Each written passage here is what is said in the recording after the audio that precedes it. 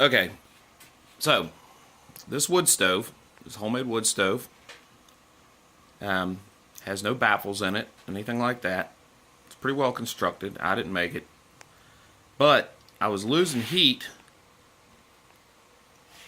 because it did have a flue that came up and took a 90 right here and went out into the chimney.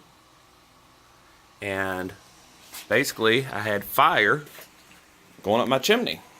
So what I did is I was able to acquire this old filter housing, and it's an industrial filter housing that inside it was brackets and such to mount a filter in. It's about 22 inches tall. Circumference, I don't know. I never really measured it. I think it's close to 16, 18, maybe 20 inches. So what I did was I gutted it. It had a flange on the back here. I don't know if you can see that. I cut it off and patched it. Then I cut a hole in it here to put a piece of flue sticking out.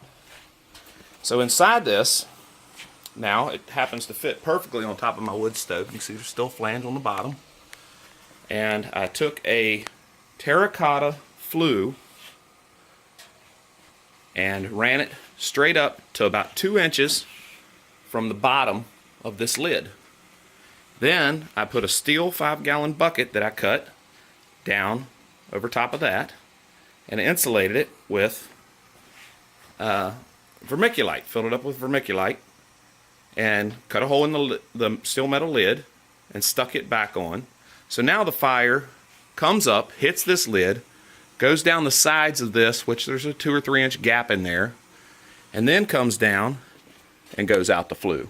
So the fire that was going up my chimney is now heating a secondary chamber, which is commonly referred to with rocket stove technology as a bell. And a lot of guys use this as mass heaters. They'll pack cob or clay, stone around it so that they're heating up a mass. I don't really have the time and space to do that. Who knows where I'll go with this from here, but it has easily doubled my heat output. That thing gets so hot that I had to raise my hood up, and I actually run a little box fan here to circulate some air, just because I got too much heat going up into that hood right now, and it's sweltering in here right now. I've gotten to the point now that instead of feeding the stove constantly, I am building a fire like 2-3 times a day. I'll just let it burn out and then watch my temperature upstairs. It's like 70 degrees upstairs.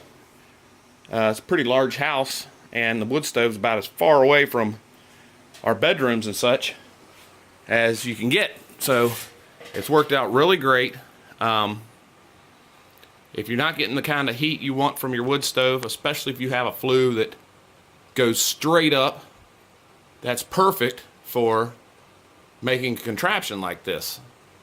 And it doesn't have to be a filter housing. You can obviously make one out of a 30-gallon barrel, stainless steel barrels, 55-gallon barrel. It depends on how much room you have in your shop or house or basement, whatever you're using with your wood stove.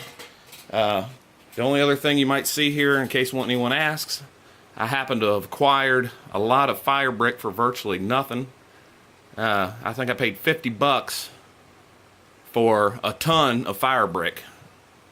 It came out of an old lumber drying kiln that was torn down. These bricks cost like $3 or better in a hardware store. I got them for 200 of them for $50. So I can't complain there. So what I did there is, trying to get back to the rocket technology, I just packed the bricks around it. This stove goes out. These bricks are hot right now, very hot. Of course, you see I got a water here. I'll just pour a little water right here. You'll see something here. I can just give you an idea how hot those bricks get. So even after the fire burns out, not only is that metal still retaining some heat, that about a ton of brick that I have stacked around the wood stove still puts out heat for a few hours after the fire's out. So I'm just trying to conserve and get the most I can out of my wood, and I just hated to see all that energy going up my chimney. So it's really helped. It's an ongoing project maybe, but so far so good, and I'm happy with it.